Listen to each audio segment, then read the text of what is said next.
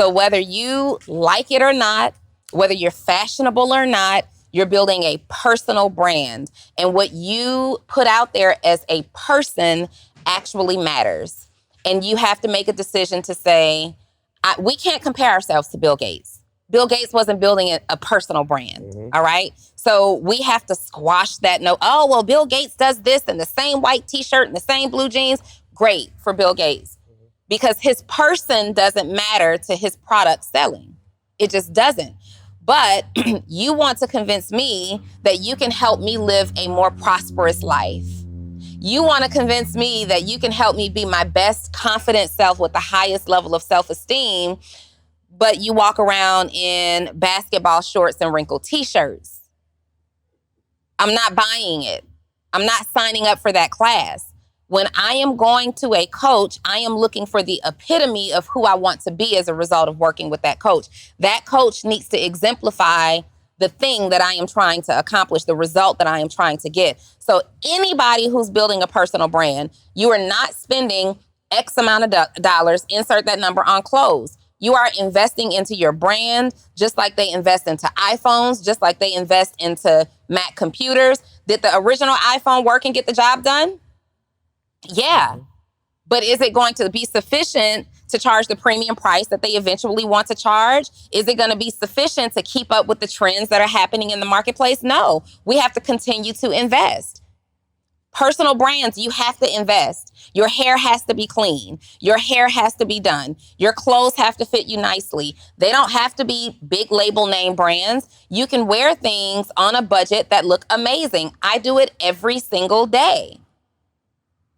Okay. Maybe not, but you get it, right? I mix match. Listen, coaches, consultants, course creators, the number one way to attract clients is through Facebook and Instagram ads, okay? Here's the thing. You don't have time to go through 100 videos, buy 100 courses, and try to figure this stuff out. My brother, Marquell Russell, put together the paid ad playbook. He gave me permission to give it to you for free, okay? In the paid ad playbook, first off, the paid ad playbook has generated over $500 million in client revenue. And all of these people are getting 50 to 100 leads every single day that actually convert. And it's not a book, it's just a checklist, all right? But it is the paid ad playbook, all right? But go to socialproofgift.com. Hurry up and get it for free. Socialproofgift.com or text proof to 904-447-5274. And there's going to be a bonus video in there that allows you to get a customized strategy for your own personal situation, all right? And that's just a bonus on top of a free gift. But go to socialproofgift.com or text proof to 904-447-5274. All right, let's get into the episode.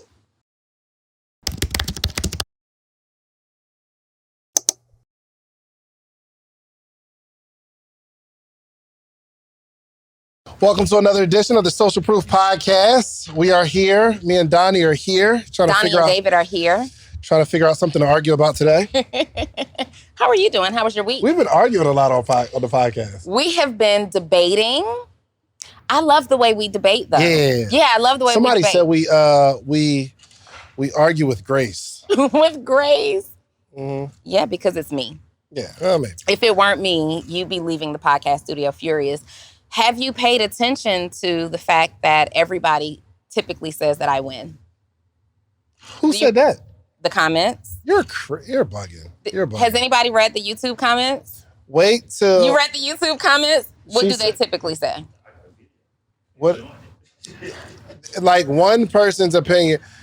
Wait till tomorrow. Okay, that one you might have crushed me on. Just blame Donni last week. Golly. Do you feel good about yourself? Yeah. Okay. I do, actually. How was your week? It was really, really good. Oh, okay, I can talk about this. I went to Genius Network. Joe Polish left for like a year, like just like a sabbatical. I think some things happened in his life, and he was like, I'm just gonna take off. And that's the second person that I don't know him like that. I took a picture, so I guess we're friends. He took off a year. There was another guy, Daryl Sutherland, it's like my BFF now. Okay. He took off 10 years. You're in his Telegram group chat with 1,000 other people? No, I was his number. Oh, and okay. we was at Genius Network and we talked like the whole time. Daryl's the man.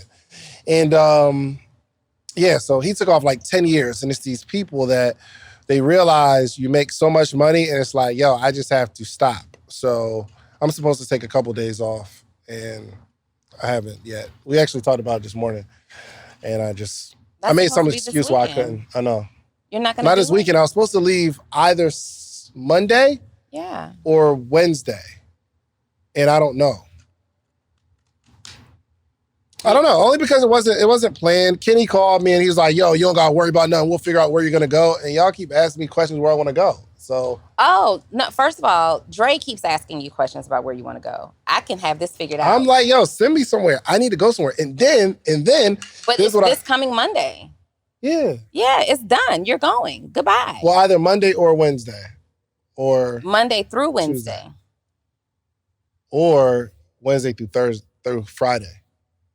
But then, so I want to record Wednesday morning and then leave after that and then Wednesday, come back Friday, Thursday, Friday. And then leave again Sunday. Yeah, unless we record Tuesday night. I can do that. And then I just leave first thing Wednesday morning. Aww. And this is what I came up with. So I want to do that, but then I want to take it to an extreme because I'm talking to all my BFFs now from Genius Network. And I'm like, yo, I came up with the realization I need to go somewhere for a day and a half every month. Absolutely. I didn't tell my wife yet.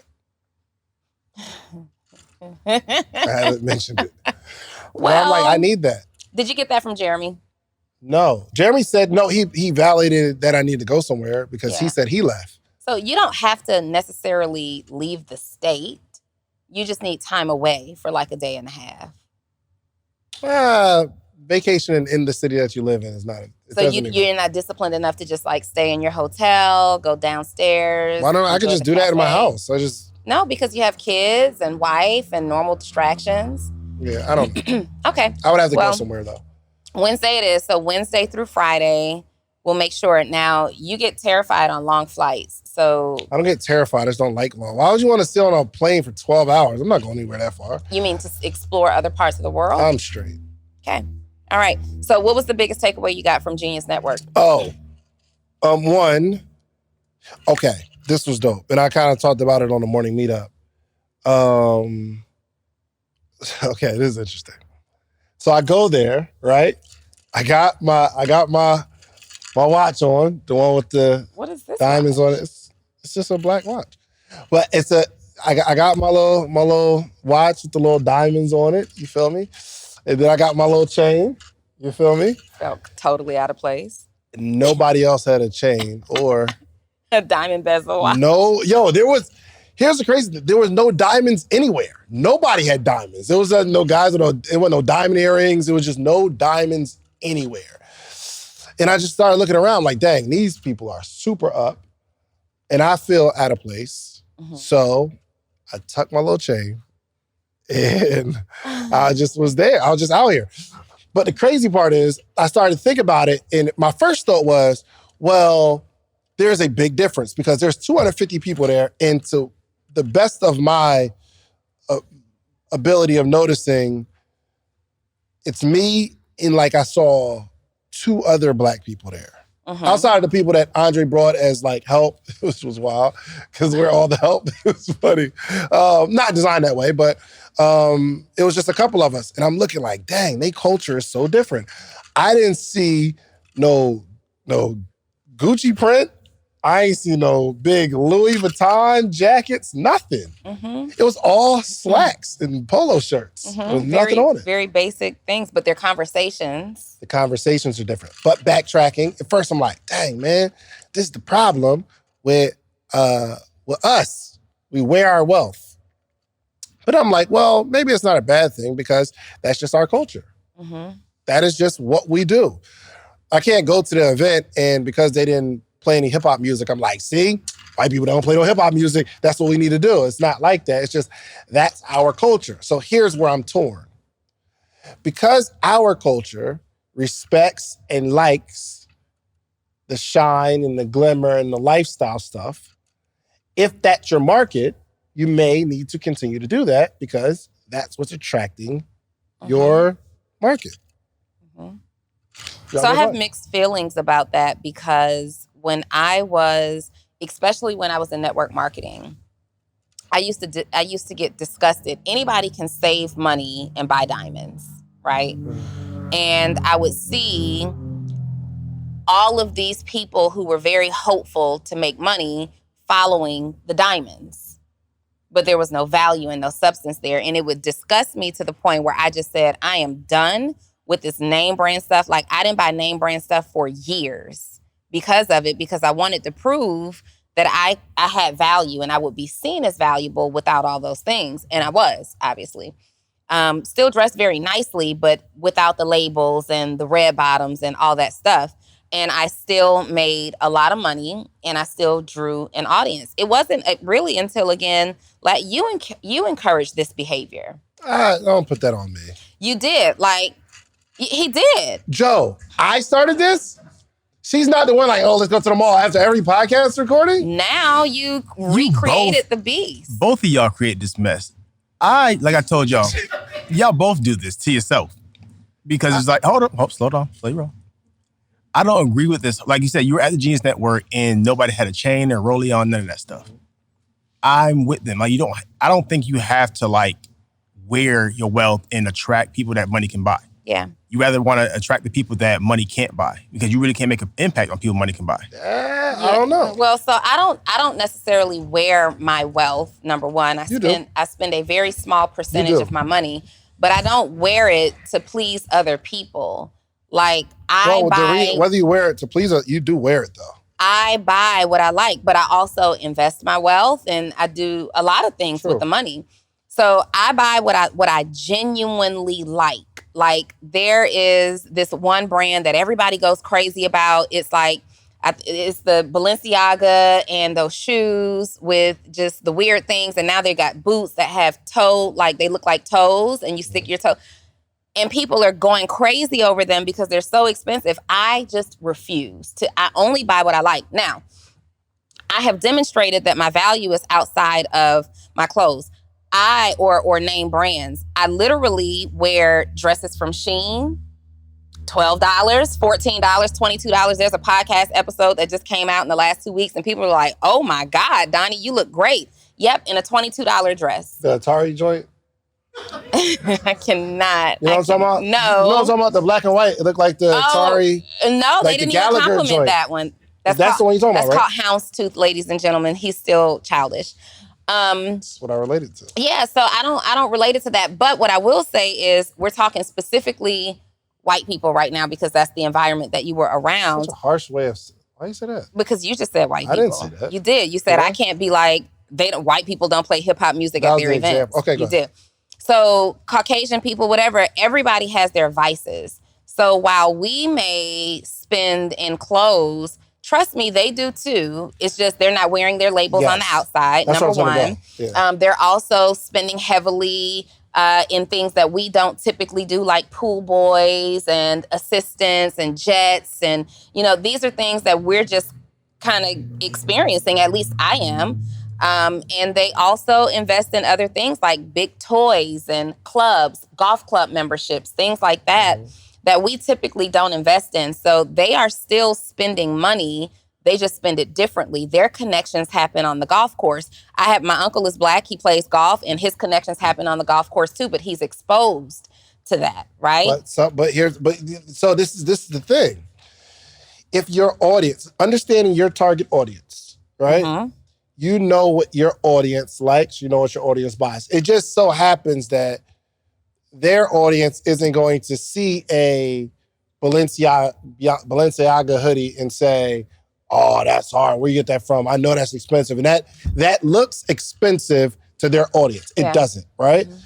But there are certain clubs where you do the name brands and the labels. I know. I'm just like in these circles, right? Yeah. And it creates a certain networking conversation where you got kind of like the blinged out watch and all that kind of stuff. So that's your target audience. There are certain parts of the country when you got gold grills, that's a status symbol. You're like, ooh, I see that. That looks like money to me. And the person gets the grill because they're attracting the audience that's going to spend based on what they like. Yeah, but why wouldn't we do that? What you mean? Why wouldn't why would we be concerned with how other people spend their money? Like, I am not Andre, for example, who put together or who invited you into the Genius Network. He's not name brand and labeled out because those people are not his ideal market. Right? Sure. So it's well, not, we're not his ideal market. We're not his ideal market. It's not a black-white thing.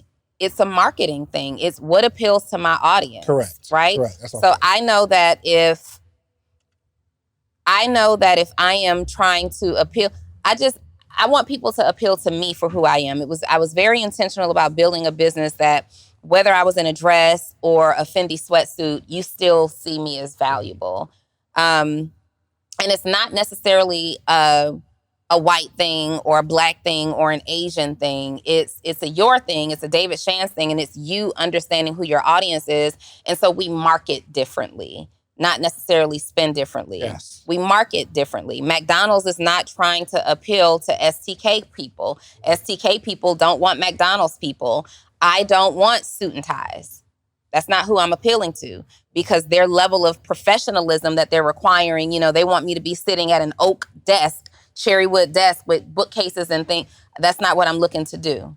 That's not the client that I appeal to. So I want someone who's comfortable with Donni Wiggins, whether I'm wearing a social proof hoodie or whatever, it doesn't matter. And I think we have to shift and pay attention differently.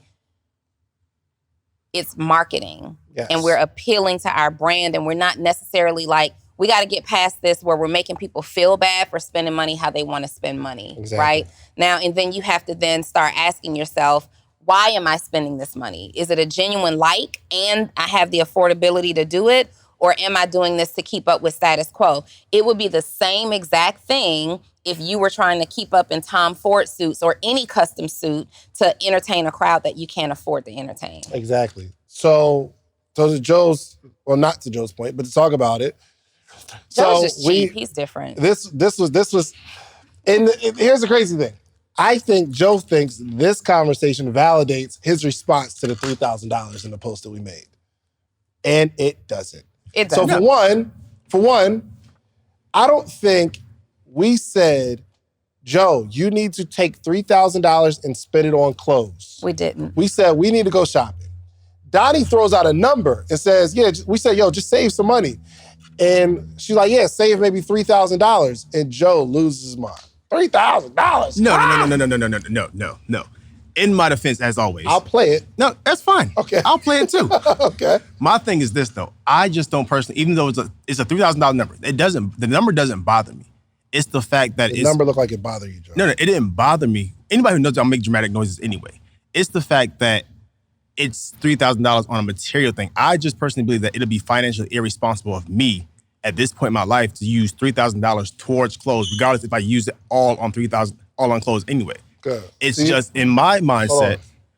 My mindset, because you like to cut people off. They say it in comments. That's what I do. They be killing them cutting me off all day, right? Nah, they be killing you too. It goes back and forth. Okay, go But in my opinion, it's just like, I just rather utilize that money for anything else outside of clothes. I'm not a big flashy person. Shoes, I might spend a little money on some shoes. Clothing, jeans, and shirts, stuff like that, I really don't care for all that stuff. It's just not my mindset right now and where I'm at right now personally in life. Continue. First off, is that light supposed to be on? No, not at all. This one? Which light? In front of me. Right, this one, right here. The box light. Oh, yeah. All right. Just want to address that real quick. Second thing. So when it comes to building a business and building a brand, do you trust me? Yeah. So in your head, when we say we need to, we're going to upgrade the look, right? And I'm saying it in terms of your presentation and who you want to be, who you want to be respected as, things of that nature. This is one part of the suggestion of upgrading your look. Now, Donnie throws out $3,000. The conversation is on upgrading the look. Correct. I'm thinking, for one, it just seems like the number, if we'd have said, all right, $600, you're like, oh, well, cool. We say $3,000, you're like, oh, $3,000. I don't think if she had said $500, you'd be like, $500? I'm not spending $500 on clothes. Yeah, Correct, yeah. But if you think about it, we didn't even say you have to spend $3,000. We said you need to save $3,000. Have the money, just in case. You might. But why do I need to save $3,000 for clothes is my question, though. Why just don't for you clothes. need to save $10,000? No, it's not about the saving of the number. It's for the specific item that I'm saving it towards. But you're thinking. Why not $1,000 towards clothes and then $2,000 towards, go and invest it in this place right here? From your perspective, we say shopping and then save $3,000. And in your mind, it says, I'm going to spend $3,000 on clothes. Not exactly. If I'm going shopping, right? If I'm going shopping, my objective is to have enough money to get what I want, even if I don't spend it all. So you got taken on a shopping spree, right? Mm-hmm. She got taken on a shopping spree, and it was, how much was it? $20,000. $20,000.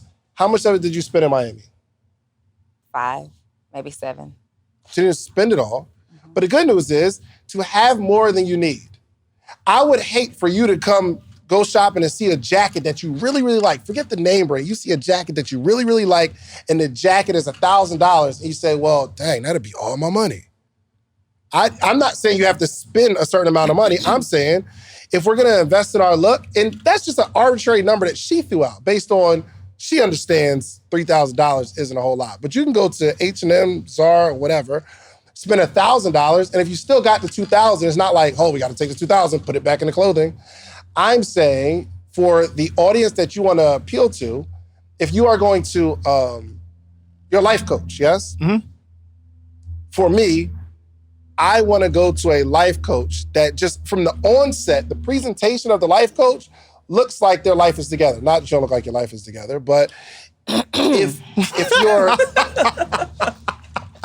the clothes, sometimes it's about the way your clothes fit you. My brother Sos, he was like, man, I'm looking at your interviews, I don't like the way your jeans fit, bro. And I'm like, what you mean? He's like, you need a different, Levi's ain't cut for you.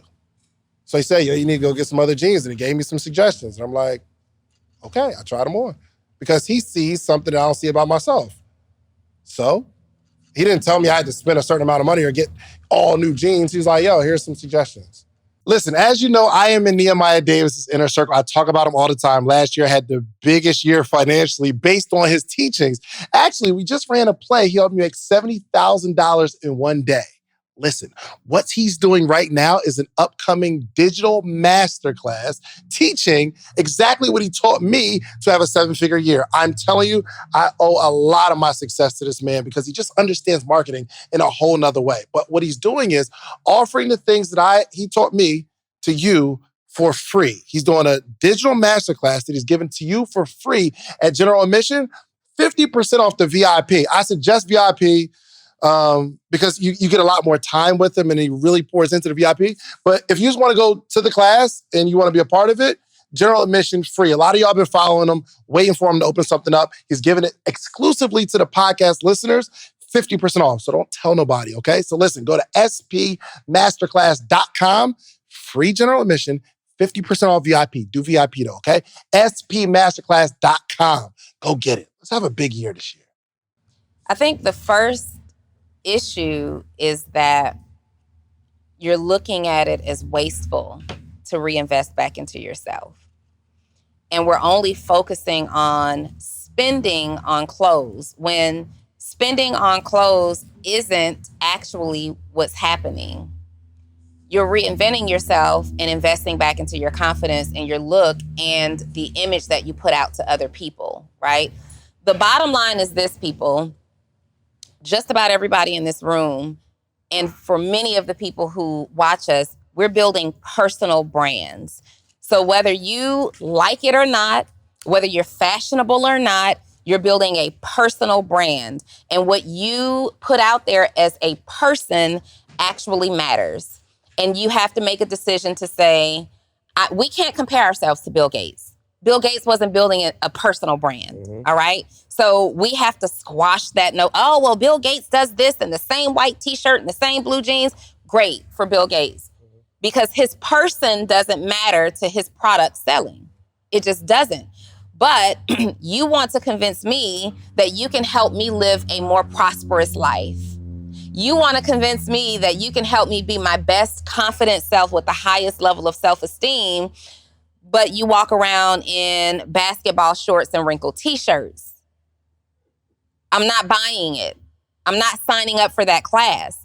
When I am going to a coach, I am looking for the epitome of who I want to be as a result of working with that coach. That coach needs to exemplify the thing that I am trying to accomplish, the result that I am trying to get. So anybody who's building a personal brand, you are not spending X amount of dollars, insert that number, on clothes. You are investing into your brand, just like they invest into iPhones, just like they invest into Mac computers. Did the original iPhone work and get the job done?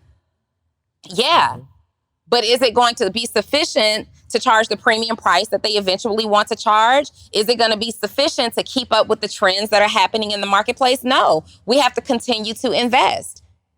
Personal brands, you have to invest. Your hair has to be clean. Your hair has to be done. Your clothes have to fit you nicely. They don't have to be big label name brands. You can wear things on a budget that look amazing. I do it every single day. Okay. Maybe not, but you get it, right? I mix match. Yeah. I have, one of my favorite cars was a Toyota Corolla. I loved that car in college. I don't want to say I can't.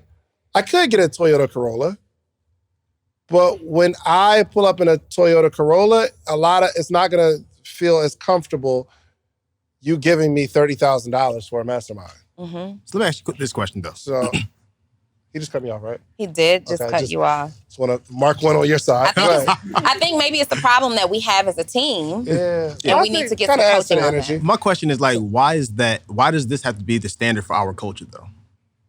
Like, why can't you pull up in a Corolla and take $30,000 from somebody? Like, you can. No, but I'm saying, but why does the standard? I drove a Chevy, Traverse, right? No, it wasn't a Traverse. Equinox. Yeah. I drove a Chevy Equinox for years. Why did I drive that vehicle? Because I could afford it. I have had repossessions when the market crashed, but and I was just disconnected from. I didn't want another luxury car. I remember seeing them come and pick my car up out of my driveway. So I got what I could afford. That even if I lost a job, it was easy for me to keep up with. I drove that Chevy Equinox until December of 2020. It was David saying, Donni, you got to get another car. You got to get another car. You got to get another car. And I'm like, he's the problem. Okay. Well, no, it's him saying, hey, then what happened in 2021? Yeah. So David is like, yo, sis, you got to get another car. And I would tell him, I fought you on that. David, I'm driving. Look, I drive what I could afford. And I showed up. And at that time, I still had clients paying me $30,000 a year. 6 figures a year for me to coach, because it wasn't about the car that I drove. It was about my presence, but I did not get out of that car. People knew that I was driving that car and I could be driving anything that I wanted because I looked like a complete package, right? You can't be selling t-shirts, Joe, like I'm gonna wear my brand at the top, but I'm gonna be on some BS at the bottom.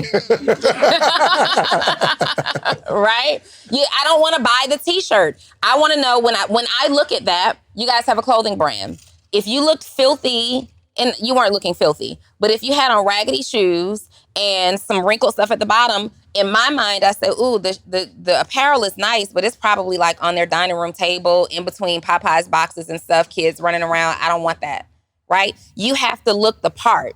The car doesn't necessarily matter, but when I changed my vehicle, was I successful when I was driving the Chevy Equinox? I was. But did my success go to another level when I purchased a Mercedes? It did. The kicker is most people never see my vehicle. Most people don't see what I drive. You guys, if you come to the podcast, you see it. That same Mercedes, I don't know if it did something to me. If I pulled up differently, I don't know if it was the posture and the energy. I haven't driven the car in almost a month now. I'm driving another car right now, right? The car is parked. So it's not the car that closes the deals, it's the complete package. And I do know this, when I present very well. So when I was driving that Chevy Equinox at the same time, I live in $1 million condo. So I have a car that's subpar to society standards. I make sure that when I'm doing my Zoom calls and my presentations, you see the skyline behind me. You know that Donni can buy whatever she, and even when I bought the Mercedes, I didn't buy the big boy Mercedes. I did not. Look, baby steps. Baby steps. But I understand that there's a presence, and I don't know what it is. There's something psychological, and I don't want to offend people, because if you aren't building a personal brand and you really are not into fashion and you don't want to spend, then this conversation isn't for you. Just catch the next episode or go back to another one that is. But this is specifically for my entrepreneurs who are building personal brands. You have to, your most important investment that you're going to make is in yourself. People have to desire, they have to see you in the result that they desire.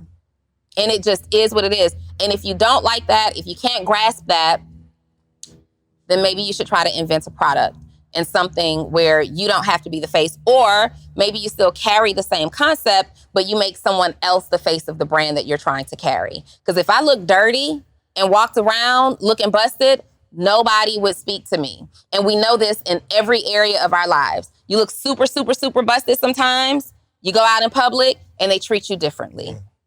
Yeah, I think it's, we just have to we have to be strategic about our presentation. So look, let me give you a flip side. If there is a person who, let's say they are in a kind of name brand sweatsuit, they got chains and jewelry, they hopping out, an expensive truck, and they're saying, yo, invest in this app that I built, this technology that I built, right? So we have that picture.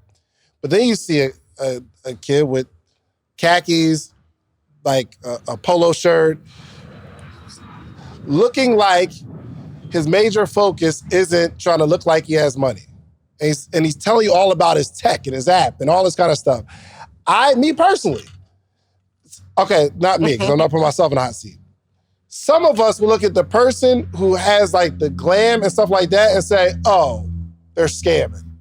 They're gonna use my money to buy another chain. But you see the other person about the tech, you're like, oh, he know what you're talking about. It's presentation, right? So I think you have to know who you're talking to. And I may be totally off with that. It's just me personally. No, you're right. There's a particular audience that you want to cater to. Mm-hmm. And I think in business, we have to just consider what would make that person tick. What do they want? Does that make sense? Let me also say this to that point. Yes, it makes perfect sense.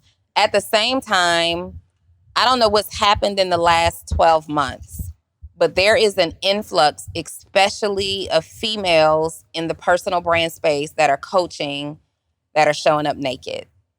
Is it? Absolutely. See through everything, stomach out for everything. I haven't seen it. I have seen it. I see it y'all see it? I see these coaches that are showing up and they're barely dressed, but they got money, the diamonds, they're real drippy, right? But I wouldn't want that either. I don't have a problem with you going out, dressed like that. But when we're coming to talk business, and one could say, well, what's the difference, Donni? You show up in hoodies, I show up in sheer. Maybe there is no difference, but I'm not your ideal audience. So at the end of the day, you still have to appeal to your ideal audience. I'm going to pull up a profile and just show you someone so you have a visual of what I am talking about, right? Sure. It's just you, but this person only attracts her ideal audience. And men do some things that are really super outlandish too. Like, I would never be on a flyer like this. That's wild. This is crazy. Yeah. You're on a whole flyer for a whole event that's about getting your life together. You know what? I'm guessing that person's audience is people. She's appealing to women who desire to be and look like that. Mm-hmm. So maybe not through the business acumen, but this was going to a business meeting. Oh yeah. But that's not even it. And let me take it back. It's not even just coaches. It's everybody has a demographic and a network, okay? I understand it. I'm not that age anymore. I used to be the girl who wore the halter tops, but at the same time, I was out having fun or out brunching with my girls. I knew to show up for business differently. I just knew to show up for business differently. And right now, what's happening is there's no line between personal life and professional life in business. We've got realtors showing up with their panties and sheer pants on, stomachs out. While I don't think it's appropriate, there is a demographic of people who feel like, oh, I want my realtor to be fly, fly, fly and show up as you are. And I think it's great. It's just when me and my man are out looking for houses, I prefer that we not see your butt. Like through panties, right? So there's just a difference, and it's different, and it's not only Black women. I see all kinds of women doing it. It's, you know, and they just do it a little differently. It's like they used to say, oh, only Black women wear weave. And no, they don't. White women been wearing weave since we were 2. Like, it just is what it is. There's an audience for everything. It's not, we don't have to put a race up against a race. It's just the times are changing. I might be a little closed-minded to it and a little old school because I grew up wearing pantyhose to church, right? I don't wear pantyhose to church anymore. And I still consider myself a little risque when it comes to how I dress. I have my upper thigh out, right? I wear fitted clothes. My mom might look at that and say, ooh, that is not appropriate. So it's just a difference in time and my mom is also not my ideal audience. So it's just a difference in who do you want to attract? You know what I've been seeing? Like, think about like church. Have you seen the pastors these days? So all right, TD, right? That's my guy, right? Yo, it's awkward though. It's awkward. Remember, 10 years ago, there was a particular audience that he was going for, right? So what was he wearing? Suits. Now, showing the house. I don't want to show up like that. Yeah. Me and my guy can't do this. Right. What are you selling? So, so like we see, I'm talking about TD Jakes gave a whole I'm talking about a sweatsuit because he's trying to reach a certain group of people. So my question for you, Joe, is who is your audience and what would attract your audience to you? I know my audience are individuals who are trying to seek transformation in their lives internally. Gotcha. Not externally. Like, right now I'm going through a major transformation with this weight loss. I'm down 42 pounds. Mm-hmm.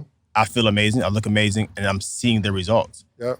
And it's not the external that I'm really concerned about right now. It's always been the internal that I've always been wanting to attract. Who can I attract and whose heart can I pierce through the words that come out of my mouth and the transformation I can give them. You know what's crazy though?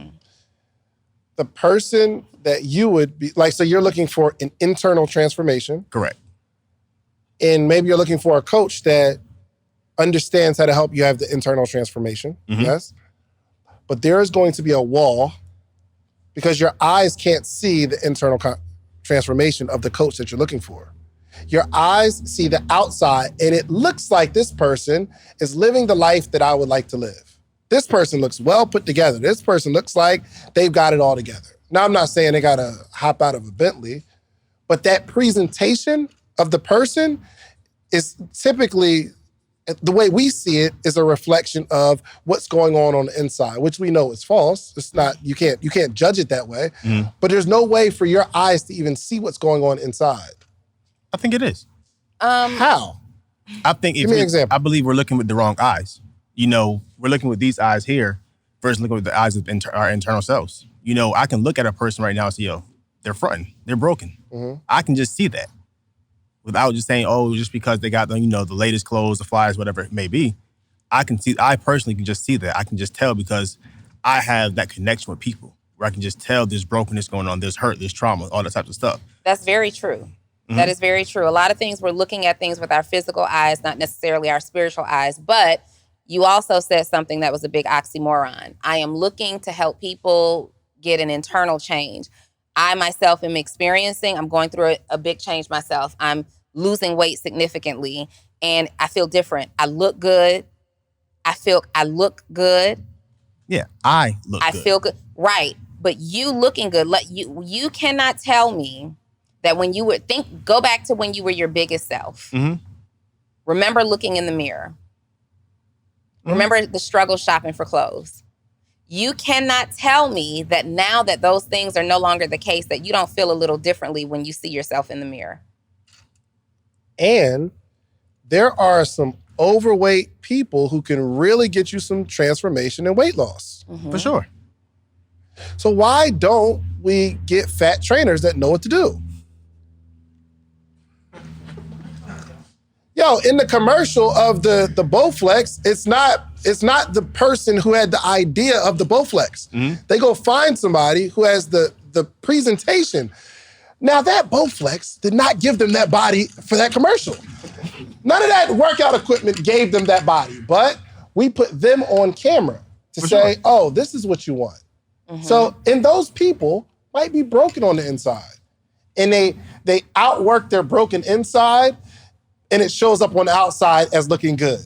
Because their escape is working out, but broken on the inside. So I don't know if you, Professor X, you can see the inside of somebody and you might feel something, but your first presentation, your first objective, do you think you can help somebody lose weight? I believe so, yes. I don't. You would have a really hard time finding clients though right now. I don't think so though. You wouldn't? No, because I believe people feel comfortable with what somebody who's similar to what they are. And they see people, because I showed my progress on Instagram. Yes, people feel comfortable, but they don't feel comfortable giving their money to somebody that doesn't look like what they want to be. Anybody ever hired a fat coach? A fat, workout coach? But they know what they're talking about. They've been slim once. They can get results. They know the information. I've helped somebody lose weight before, 40 pounds. I don't know if I could make a career out of it because when I go to the pool, it just don't look right. You know what I mean? It doesn't. But it's not bad though. It's just dad Absolutely vibes, gag worthy. Me and Dre are planning a trip to the beach and she's all concerned about what her hair looks like and stuff. I'm like, but did you tell Dave something about the gym? Because I just don't want you to be doing all of this. Why am I being attacked? He's showing up pretty mediocre. Anyway. But make your point. I get it. I don't remember the point. I think Joe gets the point, but he's fighting it. So, but I get you all. I 1,000% get you all's point. It's just where I am in life right now. It's just, I don't believe that will ever just be me.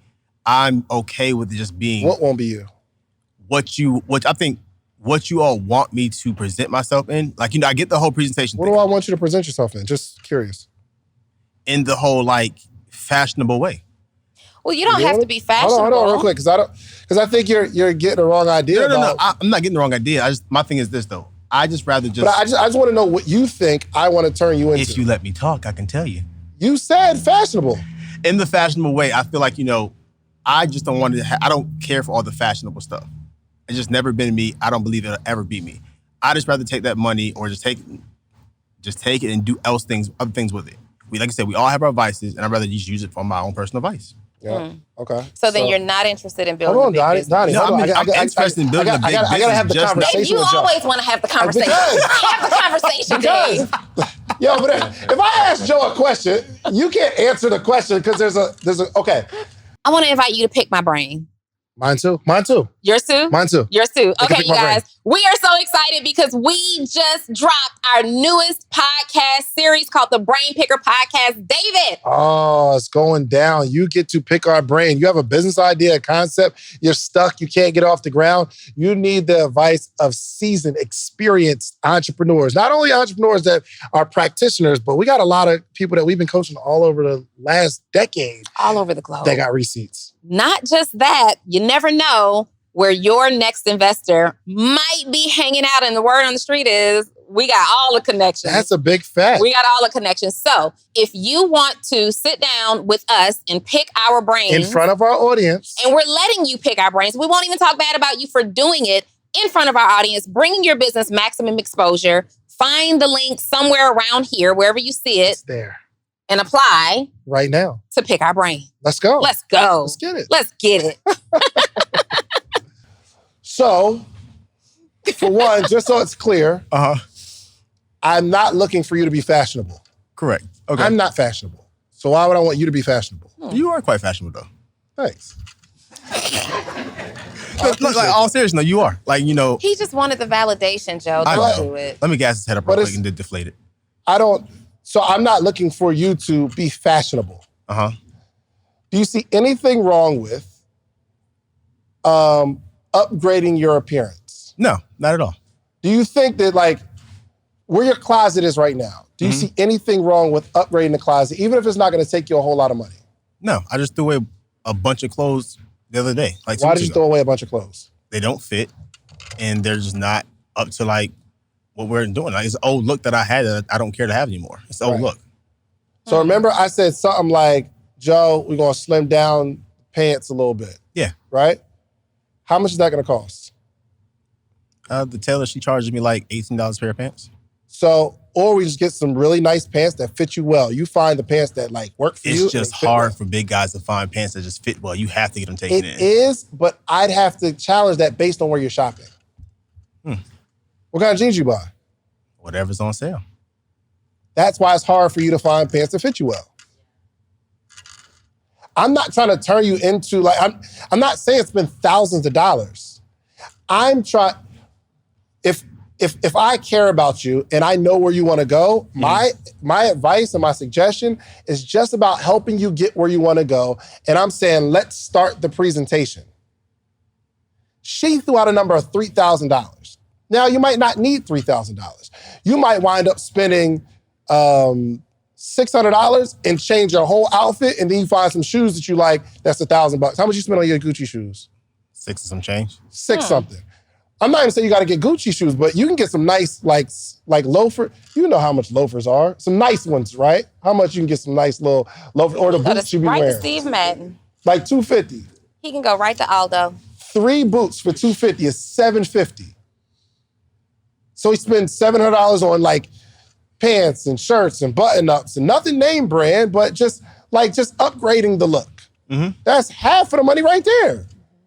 But in your head, you associate $3,000 with spending money on high ticket. Like, that's not even where we going.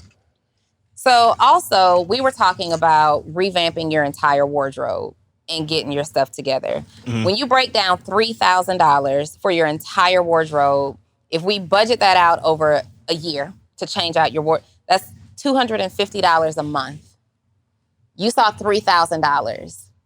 Is it reasonable while you're rebuilding your new wardrobe to spend $250 a month to do so? Couple pair of pants, couple shirts, nice pair of shoes. Yeah, that's what I'm doing now. Like, I'm just online. Once a month, I buy something. Oh, so chances are you are actually going to end up spending about $3,000 this year. I guess maybe in my head, it'll probably just in one setting, spending $3,000 was outlandish. Well, nobody said you had to do that. Yeah, but that's how I received it. Yeah. My apologies for receiving that way. Yeah. And that was the issue. That was the issue. I wish the camera was on you because my apologies for the way I received that. Joe, now. I'm still Donni from the block, all right? Did he apologize? He did not. I just recognized that my ideal audience don't want to see that right now, so. The boy tried me real fast. Super tried me. Did you see it? Gestures make me defensive, Joe. Do you understand what happened? So we don't get no commission off of you getting more clothes or no, but you will get a whole lot off of it. You will get a whole lot. I don't know. You don't come in basketball shorts and wrinkled tees and untied shoes anymore. First of all, no, nothing. You don't. You just though. don't. I did, yes. I did. And that was because I was just in a low point in my life. Exactly. A lot of times people's outer appearance is a reflection of what's happening to them on the inside. Absolutely. Good. Absolutely. Right? I agree 1,000%. Mm-hmm. Sometimes the outer appearance is just a reflection of what's going on the inside. We're going to take that clip and put it on Instagram. I cannot. No, seriously, and this works both ways. So you can have someone who is consistently, nobody consistently desires to look bad. Nobody wakes up and says that my true style of how I want to present to the world and get a woman and be date worthy and all this stuff is basketball shorts that are oversized and a too little wrinkled t-shirt. Nobody wants to do that. You do it because of where you are somewhere internally, things that you're struggling with, and you feel defeated and you have no motivation to look good. At the same time, you have people who are masking how they look and feel by how they dress. We have all done it. We have all gotten out of the bed, not feeling our best, and we get up like, let me just put some clothes on and get out here and do what has to be done today. And when you look good, you feel good, right? So there are some people who are also doing the quite opposite, and they're battling internal battles. They're fighting against internal battles. And instead of giving in to also looking bad, they're saying, well, I might as well just make myself feel good and do the most with my clothes. Neither party is wrong, but neither party is right? At the end of the day, Joe, you start. The reason that we even suggest you said, let me start doing things differently. You came in, your shoes match your shirt now, your hat match your shoes. We didn't tell you to do that. Coats and all that. I can see that Joe is screaming for a change all throughout his life. So Joe, if we're gonna change, let's change. We're not gonna backslide. Your confidence is different. I started calling you Nunu because when you started to do these things, I really noticed new changes in you. You started coming in with a little bit more arrogance. You got some talk back in you now. You know what I mean? You used to shrink in the room when you dress that way. And now you're a standout. People look forward to seeing you and hearing from you. That Joe would have never. This Joe is something different. And you have to ask yourself, where is Joe going? You have to ask yourself, where am I going? And am I fit for the part? Do I look the part? Is there something that needs to change? The mic is open. I would love to hear what's going on, because I know I just feel what's going on in y'all head right now. I love to hear your perspective. They scared. They like, do I look the part right now to be on camera? All y'all look beautiful today. And Joe is just fine on the mic. He ought to come to the camera now. I'm just playing. Anybody? Oh, so no? All right, we can talk about. Oh no, somebody's coming. Okay, all right, cool. Ariel Young. Give her a round of applause. It's a conversation starter. I'm gonna do this right this time. Ariel Young. Oh, wait. I don't think we got you. Okay, got you. Because you call me out every time I come up here. You don't. Do we have the camera on her? Okay, there we go. Still in, yeah. Okay, go for it. Okay, hey, Ariel Young, Ariel Young _. And that entire clip actually was speaking to me because I think about who I was before I dressed how I dress now, right? But my future self dresses way better. And it's not particular. I feel you on the 3,000 because I figure what I can do at 3,000 based on how I want to look, it's gonna go a long way. More so about like stones, wearing stones that give me energy. Mm-hmm. You know, sometimes like you go to like a like one of those like African festivals, and you're like, "Ooh, I want one of those. But they really cost a lot of money. Like a good stone can cost like $100. And so while I don't want to go to like a jewelry store to like get like a Rolex, I do want to splurge a little bit on the things that give me energy. And so that looks a lot different than how I look today. And even how I look now looks different than how I used to look. So I look back at who I wanted to like sit down and talk to me about my life. And she looks like me now, but I want to sit down and talk to the woman who like, she just got energy. She has way more energy than I do. Her eyes light up. She goes and gets facials. So like that $3,000 can go a long way in terms of like increasing how I look even today. And I would think I will feel differently as well. So that clip, this conversation, I was even feeling you because I know Joe, we're growing in the same pace. So like when I think about what I would do with 3,000, it's not that I would go to Lennox real quick and look like someone else. But I do think, okay, so how much money do I need to look like my future self? And that's when I'm like, okay, yeah. And let me ask you this, Ariel, before you go. The person who I met looked very different than the woman that I see right now. Are your results very different from that person that I met also? Absolutely. Absolutely. Very different, right? 100%. Yeah. And I think it's two-part, because you've seen somebody that you just saw and you were impressed. You're like, it was just like, you see the person, you're like, dang, it's kind of lit. This make you feel some way. Yeah. So I think it's the two-part, right? It's how people see you, and then buying that stuff makes you feel a certain way, and then you feel more confident. one of the advice I give for some people, once you start making money, not like being fiscally irresponsible, but it's something about spending money that shrinks numbers in your head. So if I remember when you were first, how much was I watched? 22,000. 22,000. I remember going like, she was terrified to spend 22,000 because she's thinking as an entrepreneur, all the stuff that I could do with the 22,000, things of that nature. But once she spent it, 22,000 as a number isn't that big anymore, which means I can create an offer for someone when $5,000 was big, but I spent $20,000 on what? 20,000, the number isn't as big. So I can start to sell more. I can make an offer with confidence.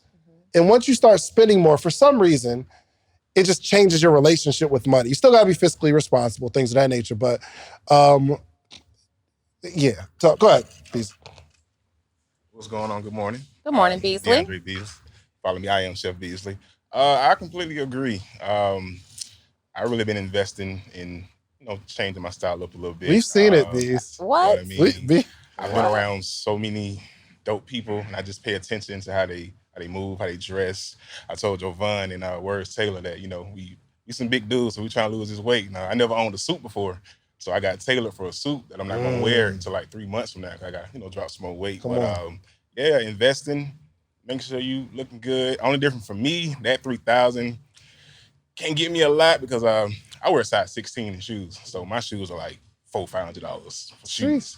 So yeah, but overall, just changing your appearance, you know what I mean? It make you feel good, it make you look good, that confidence. Like I said, being around so many different people, just seeing how they dress, they swag, they demeanor, just all of the above. So yeah, definitely invest. I don't say you have to be so much high end, but just looking good. My wife put me on the Shein. I ain't know nothing about Shein. All that Afterpay, all that stuff. So yeah, What's Shein? Yeah, it's the Where I be getting those little dresses from? Oh, yeah. So you buy my the style and stuff. That one came from Gallagher shit. joint? Look, first of all, don't sleep. no, I'm not saying. I'm trying to identify the actual outfit. Here's the thing, though. Here's the thing, and this will maybe help some people. Someone asked me, I don't think she's here, Donni, how do you keep up, like, looking nice and you have to do stuff all the time? You're always on camera, you're filming the podcast.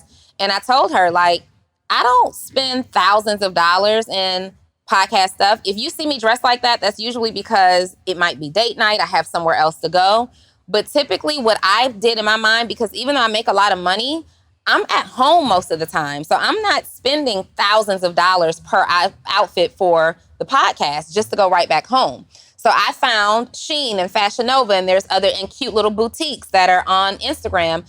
And I go and buy things from them that are inexpensive. And guess what you might see me do? If I am really cute, like this dress, for instance, this was the dress that I wore to Kenny's birthday event. That was back 2 days ago? That was It was just a few days ago. That was 5 months ago. 5 months ago. I haven't worn the dress since.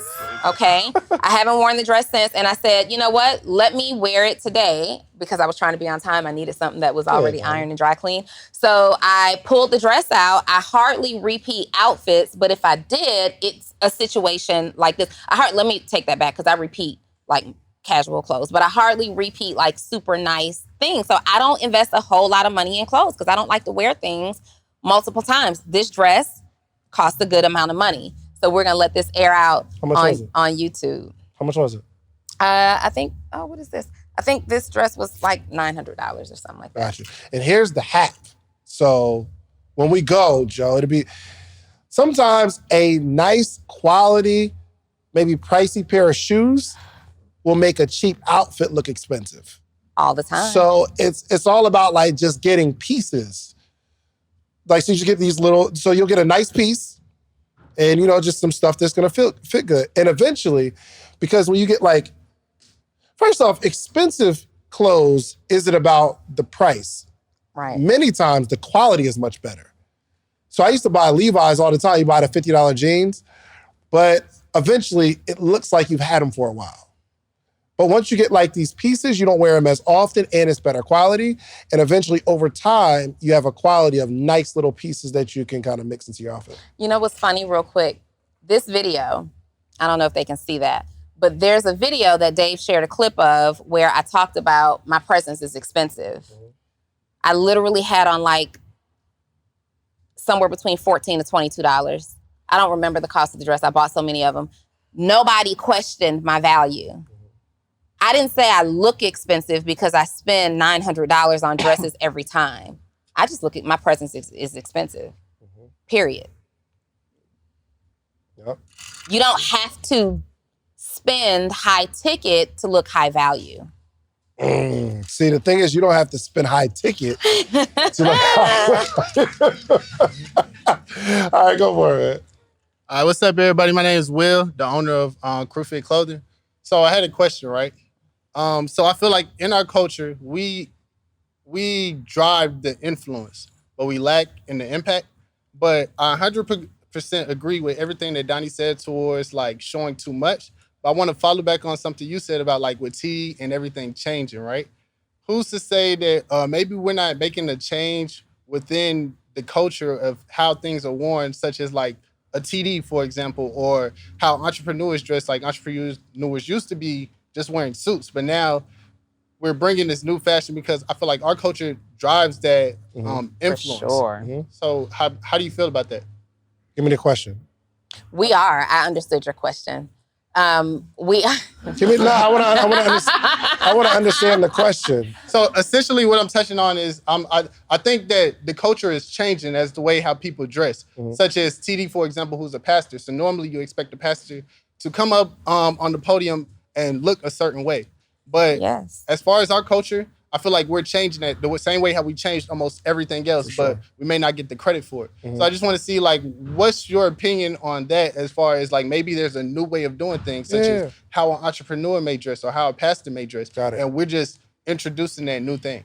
We are definitely shifting the culture. Let me tell you, I'm a strong believer that Black culture sets the tone for the world. For sure. Period, right? And one of the things that appealed to me about being an entrepreneur was being able to dress and show up however I wanted. And even what I spoke about earlier about the ladies coming a little scantily dressed in business, there's still an audience for that. That's just my opinion. That doesn't mean stop. It just means I probably wouldn't choose you to show me my man houses or choose you as my coach because I'm not comfortable in that environment. But they are too shifting the culture, right? It is what it is. I used to think that those clothes are just made to go out. You might see me out in something like that, but not in business and something like that. I think that Black people are shifting the culture in terms of entrepreneurship. You look at, for example, like the Grant Cardones who were in this space already, and he was suited and booted everywhere he went. Now he's doing 10X conferences and hoodies. It's because he understands his audience. Yep. When you go to a 10X conference, you see more Black people than any other person, right? Than any other group of people at his conferences. He's seeing, okay, the culture is shifting. Let me shift with it so I can continue to appeal to them. And that's just what's happening across the board. So you're absolutely right. Suit and ties are becoming extinct in business. I think now we wear them as a vanity metric because we want to look good sometimes. But you're absolutely right. Yeah, you're right. So, yeah, I mean, it's just, I'm not saying you need to change how you, like, change the style of dress, right? But there's always going to be levels. There's some sweatpants from Walmart, and then there's sweatpants from, like, you know, a more quality type. There's a difference in fit. There's a difference in look. Yeah. So not necessarily the style. You just want to upgrade. You know what I mean? Do you want to get married, Joe? Yeah. Save $3,000.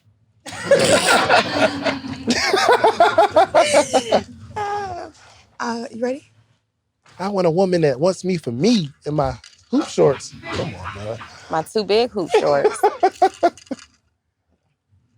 Go for it.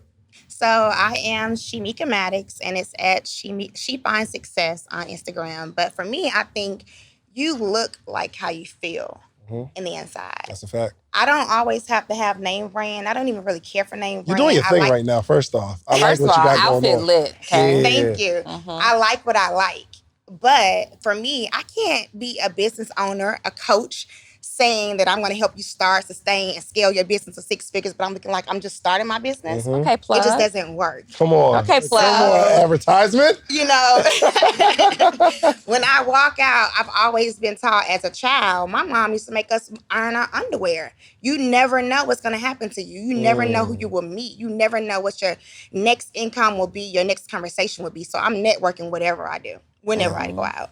Yeah, so I may wear perfect a Target outfit. I shop a lot of places, but it's my accessories that make my things look good. Pieces. You know, I love and it. I do invest. I can't be dropping $30,000 on my investment in coaching and me investing in myself, and I'm not investing in myself, on the outer appearance. So I have to, look I like hard. that. Can we give you a round of applause? Because we don't know if that hat was $1,000 or $20, right? But the way she put it together, nobody's gonna ask. Like, yo, you just look a certain way. I like that. I like that. What up? What up? What up, y'all? King Energy. Find me on Instagram _King Energy, spiritual coach, spiritual healer. I help entrepreneurs turn their energy into profit. Yo, first off, real quick, hold on. Okay. Your energy is real low. Yo, right now. what's up with King Energy's energy? Yo, and sometimes, really, so when we're in a room and we're kind of telling people what we do, sometimes we say it as if it's a formality. Like we got to say who we are and this is what we do. But there's some people that don't know you from Adam. There's their first example of you is King Energy saying, hey, y'all, it's King Energy. I help people heal spiritually and all that kind of stuff. Quick. Yeah, let me just get it out the way. I know they're going to say something about me not promoting my business. Right, so I'm right. Just do this real quick. Come on, do it over, man. Come on. All right. Do it again. Hey, everybody. I'm King Energy, spiritual coach, spiritual That felt healer. good, dude. Oh, that felt good. I help entrepreneurs turn their energy into profit through spiritual techniques with clarity, focus, and tuning them back into their inner guidance system. Good. I like How's that. Yeah, That the was first good. time you Y'all can seemed find like me. you were just high. Yeah. This time I'm feeling some energy. And you can find me on Instagram probably _King. So I came from Miami. I was a club promoter, and now I'm a spiritual healer. I used to be very flashy, and once I got into this space of spiritual healing, I dumped it all the way down. Yep. But then I felt the need to start to incorporate how I used to be now. And since I changed it, I've been getting more clients. Won't he do it? So I don't know. I guess I'm just finding my way, right? Yeah. I'm mixing it up, right? See, I got the wrap, and then I have my shirt and some jeans and some boots. Trying to mix it up. So Tell Joe. Just look at Joe when you say it. Where you we just going, have to Joe? find your way. Where we going? You said what? When are we going? Okay. What's a can number go- we can get comfortable with? 1,000. 1,000. $1,000. We can go. I have to lose 52 pounds Okay. before I start buying anything like dramatic because it's just right now it's just kind of pointless to buy clothes because nothing's fitting. I feel that. I should be at my 52 mark in June. Should be or will be? Will be. I will be. My bad. Will be at the 52 pounds down June, July-ish. I love it. Okay. All right, cool. All right. Oh, and by that time, we're not waiting until June, July for $1,000. No, by then, yeah. By then it's up. Yeah. Yeah. Okay, go for it. Hello, everyone. My name is Melanie Gilbert, and I'm a realtor. And I walked in on Donni in the lingerie piece. But I'm a realtor, and here's my tag. No, If you you're look looking to fabulous. buy or sell, remember to move with mail. That's my tag. Oh, yeah. But I'm a realtor, and I wanted to say, Donni, I'm grew up in a church family too. So I do look at realtors and some of the things that they wear. I'm just like, oh, yeah, Melanie can't. But so I understand that. But Joe, I just want to tell you, you don't have to spend a lot of money to look good. And any of my friends will tell you I'm the queen of it. I'm going to go wherever I need to go. And it's your presence, your aura. Like I went to a company party. I worked for Century 21. It's predominantly white. But yes, the black girl who's always smiling, who's always polished, looks nice, speaks well, they're going to remember that. So it's not about how much you spend on your clothes. It's how you wear the clothes. So I just wanted to say that piece. And for women, command the room. You have to command the attention. And when you do that through your style, don't look at Instagram because Instagram will have you feeling like, oh, I need to buy this, that, and the third. No, you just need to command what you're wearing. Yeah. That's a fact. And people will always remember you. That's a fact. Absolutely. I like that. And you look cute, by the way. Yeah. Oh, no, she puts it on. Oh, she Like puts you it look on. cute. What up? Yes, sir. Maybe we should just stay there. My name Mac. Big Homie _ the Credit Finesse on Instagram. And what are we looking here? No, it's us. Okay. So when you was talking to Joe about, your outer appearance affects how your inner appearance, like I used to be 400 plus pounds like 2.5 years ago. So when I was 400 plus pounds, I was depressed and I was stuck in a dead end job. Even though I was making 6 figures, I was stuck in a dead end job and I couldn't think past that job. But now it's like once I dropped the weight, I started to get more confidence, and then I moved into the entrepreneurship space. And then with October 1st, I hit my first 10K day, all because I got that confidence when I dropped that weight and I started to feel better about myself. So now I dropped more weight and I'm starting to feel even better. And then being in a community, now I'm looking forward to making my 100K day. You know what I'm saying? A year ago, 100K in a day never would have crossed my mind. But, got it. Yeah, your outer appearance definitely affects how you feel, and I can attest to that. Yep, it Good is. stuff. Congratulations. And congratulations on the weight loss. Yeah, for sure. Kyle King. Hello. My name is Kyle S. King. Kyle S. King on Instagram. I do have 2-part questions. So one, I definitely agree with the perspective of where your environment is. You got to kind of keep up, because when I got my new house and saw all the different cars in the neighborhood, I had to get a new car. But I guess the first question is personal. So what would you say to anybody that's listening or anybody in this room that they want to do better and they want to get nicer cars and nicer clothes and all these different things, but you don't want them to lose themselves in the process? Because this ideology of having to keep up to show up for my market, can we talk about identifying who's best fit for you versus just the room that you want to be in? Because sometimes how you need to look to be in that room won't fit for the type of person that you are, because there's certain pressure and responsibilities that come with it. So can we talk about the personal things that we need to identify within ourselves so that we can be better once we actually have the money to receive those clothes? Yeah, I think sometimes when we start talking about the presentation of apparel and things of that nature, is a cop-out, or say we're not thinking in abundance, because the same person that's marketing to that audience, if you're doing a video, you might record your video and you stutter too much. You're like, I don't like the way that's being presented, and I'll re-record it. So we understand the importance of putting on our best for our audience. All we're saying is, I'm not saying like go start getting Fendi and stuff like that. You feel me? I'm saying, let's just present ourselves a little better than we're presenting ourselves now. That's it. I don't care. I don't know what that looks like for you. I should have a haircut right now. But before the training starts tomorrow, I'll go get a haircut, because I want to look my best for my audience. So I think we just don't feel like you have to keep up for other people. I say we start looking a little better than we look. When we look in the mirror, do we like what we see? If we don't like what we see, let's change it incrementally within our ability to change it, right? So if you don't have $1,000 to go get new clothes, maybe you got time to just iron your clothes. It's not necessary, or you think through how you can put your outfit together to where it looks neat and clean. That will be an upgrade from just throwing clothes on. So just continuing the upgrade, but I think that pressure is about, oh, well, I don't need these clothes. And then we start thinking, well, I don't need it, meaning I don't need to go make more money to buy it, because I don't need to do that. So. Yeah. When I drove a Honda Civic, I didn't like driving a Honda Civic. Was it clean though? It was clean. It was always clean. I did not like driving a Honda Civic. I drove a Honda Civic because that was the first car I could get approved for after I had experienced repossessions. So I took what I could get, and I was paying like a dumb car note on a Honda Civic. And then because I had been accustomed to driving SUVs, I said, you know what?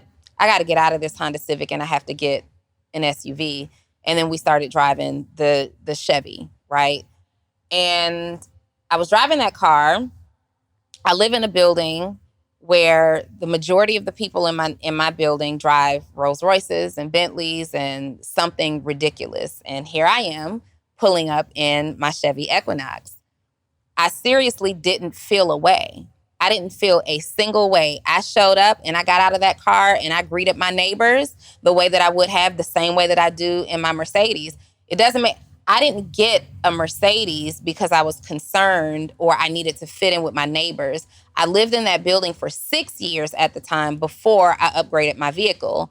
I was comfortable with the woman that I was, right?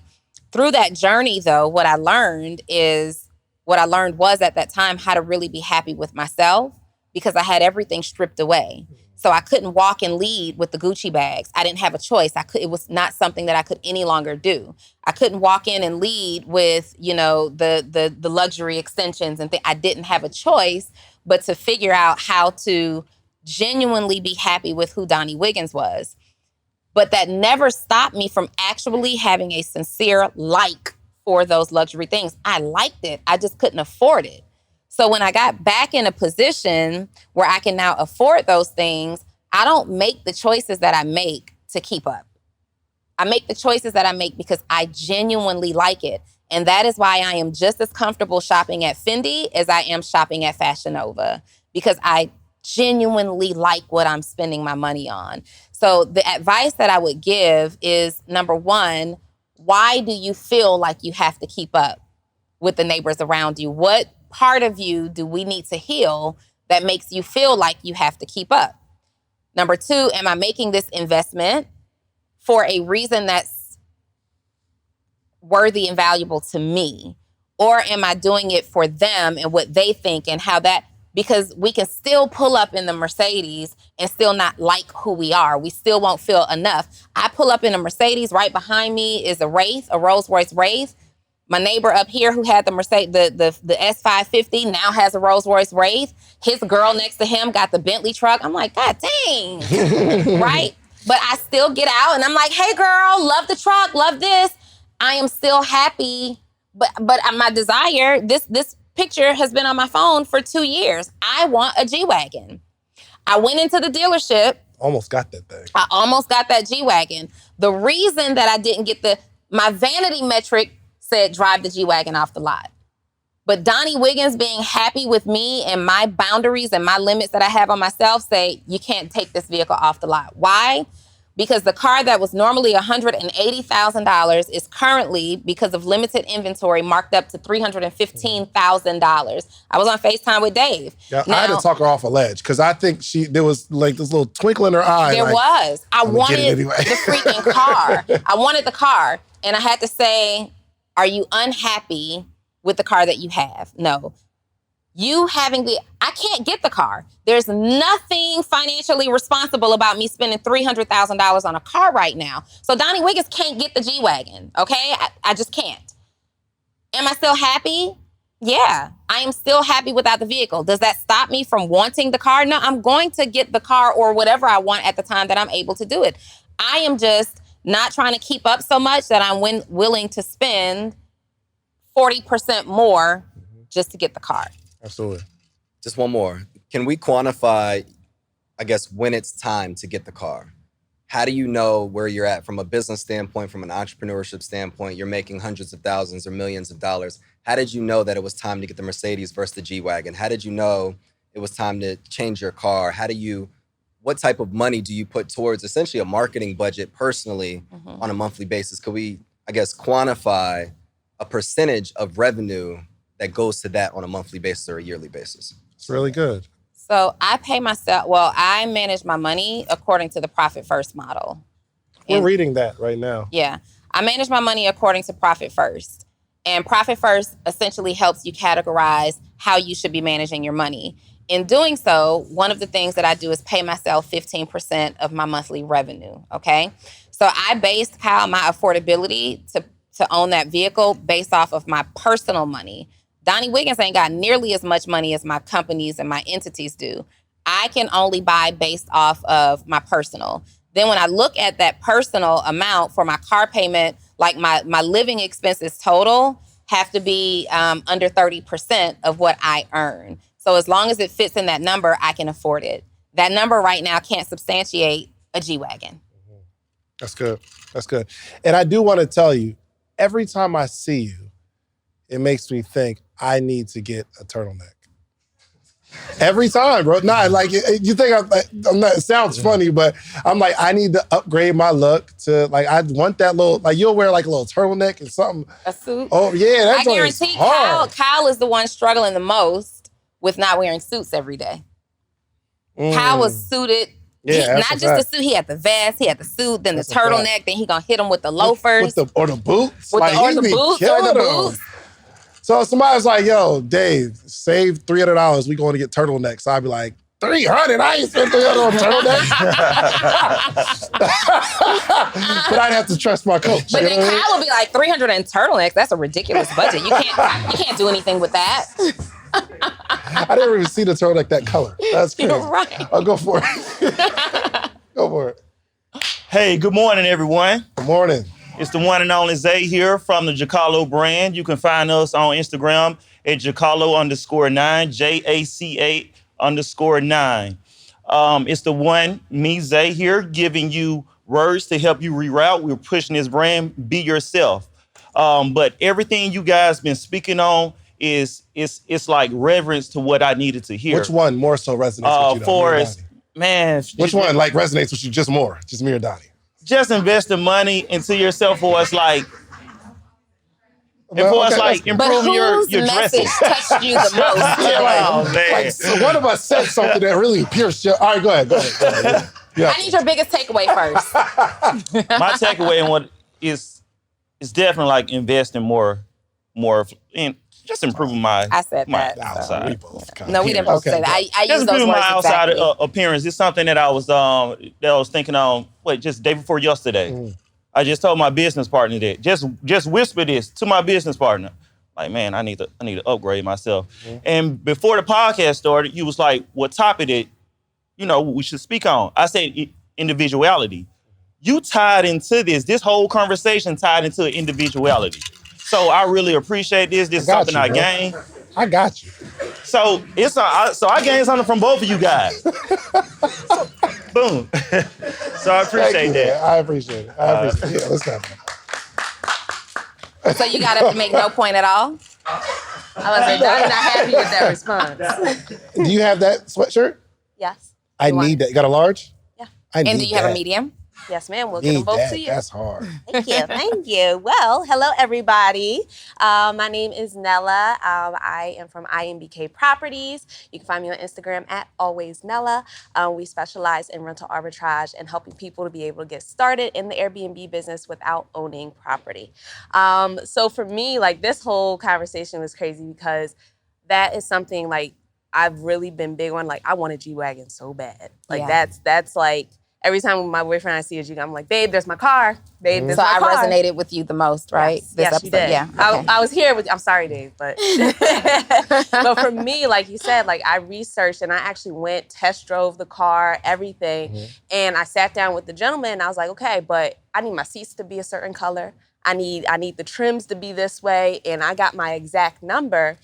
And I went out on an event, dressed to the T, but because my car wasn't to a certain caliber, I felt a certain way. You park a little further away, don't you? You park further away. Girl, I used to pull up in that Chevy right in the front door like I wish somebody would play with me. But I parked further away because I was like, look, I've dressed a certain way. Mind you, I find deals. I will shop. I shop at Shein. I shop on Fashion Nova. I will go to a high-end consignment shop and find some stuff for great prices. But if my car isn't looking a certain way, look, you can't see all that. You can't see behind the scenes. So it definitely does matter, especially when you're trying to reach a certain audience. Yeah. You know what's most important in that too? The fact that when you pull up in your car, you feel a certain way. So I think you should change it, not for anybody else, but so that you don't have to deal with the anxiety of pulling up thinking of like, what are people going to think about me? Right. I think that's the most, if we're talking about like when should we upgrade, that should be you should be aggressively going after the goal to upgrade that, not for the thing that you're going to buy. Right. But I don't want to feel like that anymore. I want to be able to pull up, walk out with confidence and valet. Right. I want to be able to do that. So I think that's a good goal to go. I did valet it. for my dad's birthday. Not gonna lie, I did valet, and then I told the guy not to scratch the car. What? I don't know. What's the car? It is a Chevy Impala. And what year is it? 2007. Yeah, see, I don't know. Like, I think experiencing a time in my life where I was stripped of everything material, I just don't care. Yeah. I just don't care. Like, I don't like it. I didn't like driving the Honda. I didn't love driving the Chevy, but I still parked right outside. I still need valet to pull me up. Pull me up. Like, I still felt valuable. So yes, you do need to, when you are feeling this way and it makes you uncomfortable and it throws your performance off and you believe it affects your results, yes, you need to create a goal. Right. But you also need to heal what is making you feel inferior based on your vehicle when you're stunning. Thank you. It goes both ways. All right, now it's time to argue. So let's say you ever had the perfect outfit, but you just don't have any shoes to go with this perfect outfit. Yes. So you put on the great outfit, but the shoes, you can't really step right because it's not anything inside of you that's broken. It's just just don't look good. It don't look good. Mm-hmm. So I don't think it's always something broken inside of you. It's just it don't look good. It don't feel good. I'm gonna change this feeling. Now, if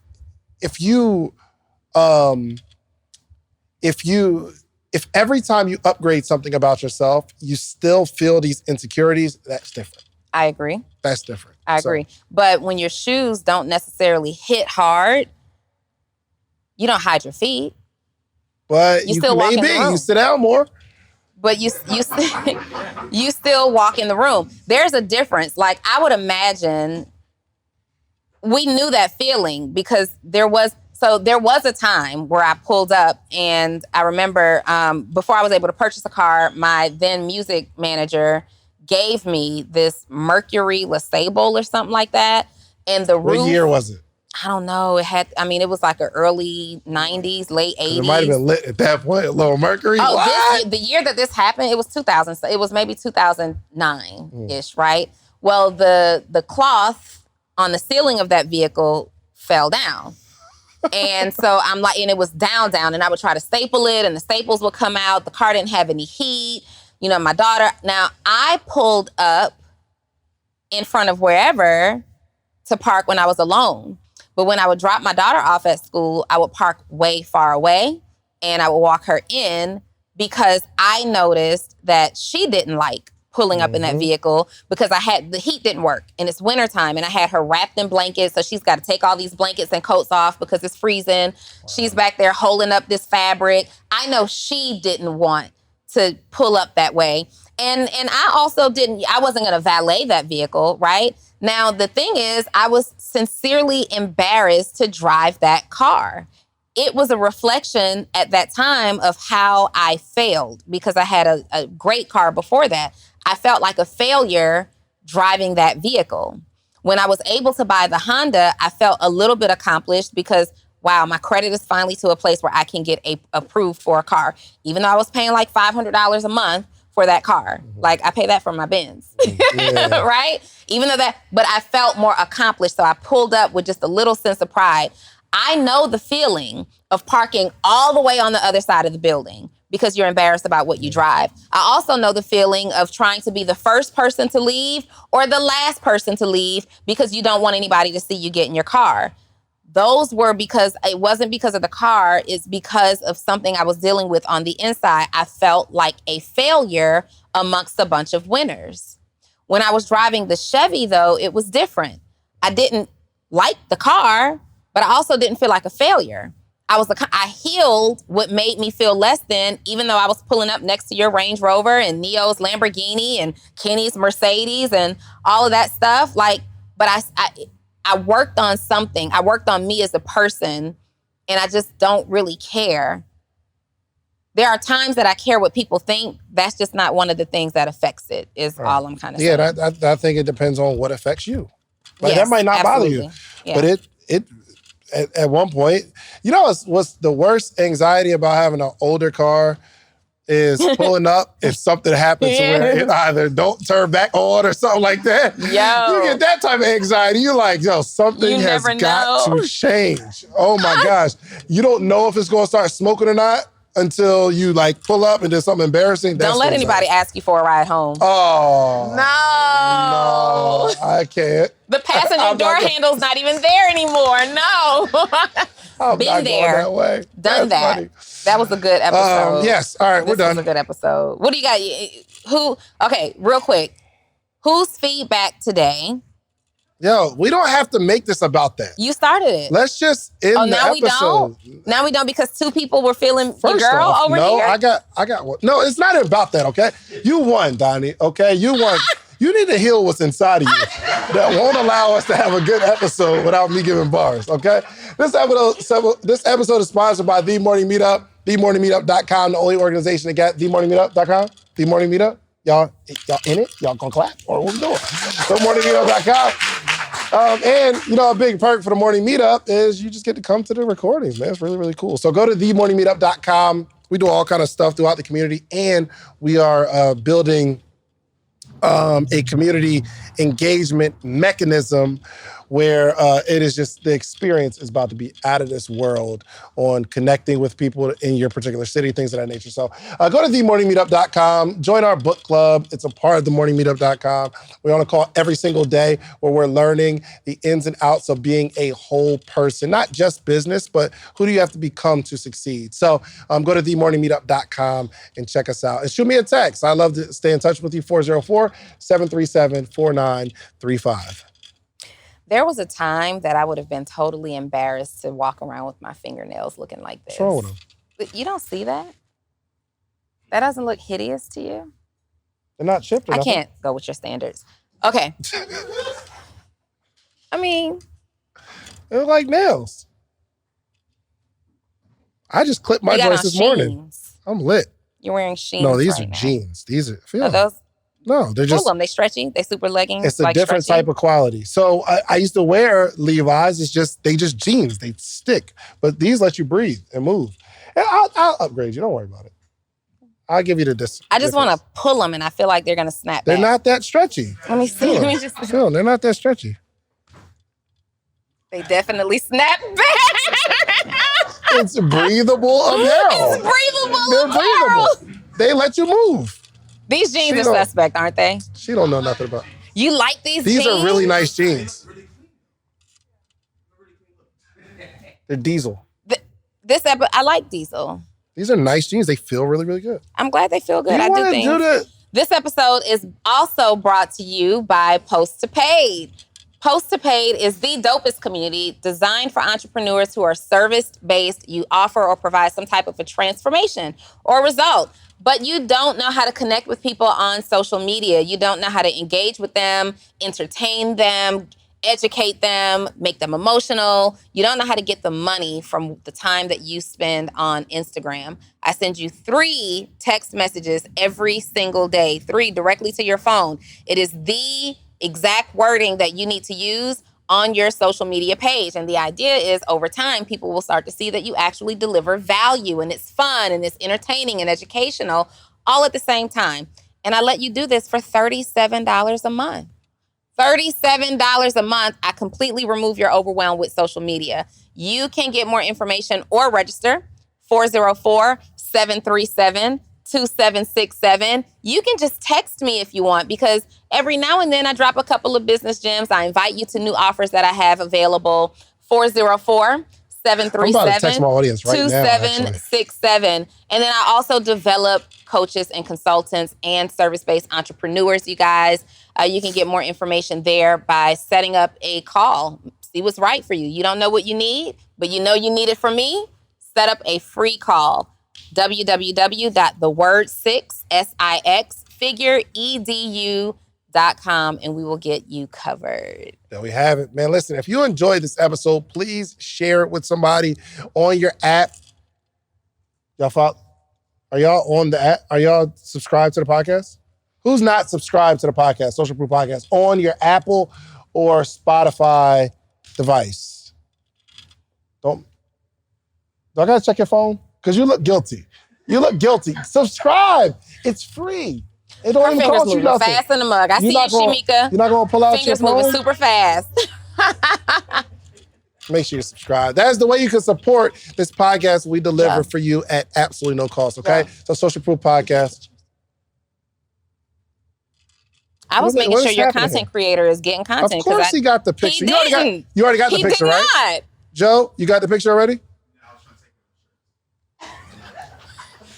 He probably feels some type of way about us attacking him every episode. I tried not to. Oh, they're delivered? They went and got him? Thanks. See, I had your back. That's her. I told her to leave you alone. That's All fine. right, so did you already take the picture? Donnie can get this work. All right. Okay. So make sure y'all like, subscribe, and rate the podcast. We really, really appreciate your support. Share this with somebody. We love all of the comments, good, bad. If you agree, you can say you agree. If you disagree, we welcome your opinion, okay? So we appreciate y'all tapping in. We love y'all. We out. Oh, wait. We are not out just yet, you guys. Thank you for being tuned into the Social Proof Podcast. But there is an entrepreneur who is watching this that says, you know what? I need deliverance. True. I need some coaching. True. I need some help. How can I work with you guys? David, you don't do one-on-one coaching. Nope. I don't do one-on-one coaching. Only do 2-on-1. We do 2 on business. However many, yeah. Whatever. That sound real suspect. Yeah, you're right. Yeah. What we do, we just launched a brand new series. It's been almost 30 days since we've launched this brand new podcast series, the Brain Picker Podcast, you guys. You get tag teamed by me and David. You get to pick our brain. This is wild what's happening over here. Y'all stop You it. started it. You stop it. You get tag team coaching from David and I at the same time. You get introduced to our live audience. We do these coaching sessions live on YouTube. Not only can it immediately change the dynamic of your business, just your your thought process, having a conversation with people who have done it before you literally just expands your mind. Last night we did a Brain Picker Podcast episode, and each of us gave one nugget that is about to change the trajectory and the future of their entire business. You can't work with us one-on-one, but you do get to work with us together. Yes. And the price is about to go up, actually, because we're hitting our 30-day mark for the Brain Picker Podcast. We did an intro rate. I won't say what it is here. Just go to the website, brainpickerpodcast.com, and you can see what the new rate is. However, for those of you who are sitting in the audience and you like Donnie and David, can change the game. Y'all watch the Brain Picker Podcast? Okay, you see the transformation that happened? Too? Are y'all subscribed? Give me a phone. Let me see your phone, because I don't like the way you're looking. Let me see. All right. For those of you who are in the room, I would strongly suggest that y'all, because the price is about to go up, right? Who in here needs a coaching session? I don't know how to use this droid. Y'all need it? What are y'all waiting for? Yeah, no, really? Yo, keep it at 100. Yeah. It will probably, especially if you got like a product or something, outside of like the marketing part, you really need this coaching. But it is I wish there was a platform that I can do this on and get exposure like that. Yeah. I mean, and that's the thing. So you get the coaching, but you get built-in exposure. And the guests that we've had come on get coaching, they've all given feedback. They've all given feedback about how their business has grown exponentially, either by implementing the idea that we suggested to grow their revenue or built-in customers that were ready to purchase. We had a couple of young ladies who had a misspelled word on their product and they still got sales, so it's just an incredible space to be in. And the idea is for us to highlight you on our platform, give you some feedback that will actually turn your good business into a great business. And maybe you secure investments and things like that. Somebody said that it's like the Black Shark Tank, but I totally disagree. It's a totally different business model. You're not getting the coaching and development on Shark Tank, right? And we're not like trying to buy your company. We want you to go win because we want you to win. Yeah. So for those of you guys who are in the room, I think I have 3 spaces open at the current rate before we change the website. Once the website goes live, the price goes up. Just putting that out there now because Donnie Wiggins said so. We are out. You are talented, but the biggest problem you have is you do not have a community. If you take your talents and put it in the right community, it will grow. It's like you have a really special seed. If you put it in the right environment, the right soil, it grows. When it's in the wrong soil, it just doesn't grow. You are a very special seed, but you're just in the wrong soil. You're around the wrong people. Do you know at the morning meetup, themorningmeetup.com, there's 500 to 700 entrepreneurs that gather every single day. The ground is fertile. I'm teaching entrepreneurship from very basic, practical steps on how to grow your business. Inside the morning meetup, we've had multiple people. I've helped dozens of people quit their job. First off, I'm the best coach in the world. So I want you to join the community, not for me though, even though I'm going to give you some really good information. I want you to be around this environment of other people that are winning, okay? So go to themorningmeetup.com and just do the $1 trial. If you like it, you can stay. It's only $79 a month. I just want you to taste test it. But if you do taste test it, you're like, I don't like this. I don't like David. I don't like the way he looks. It's too early in the morning. It's actually 8 a.m. Eastern Standard Time. You can just leave. No obligation. It's all good. Nobody's going to chase you down, okay? So go to themorningmeetup.com. This is exactly what you've been looking for.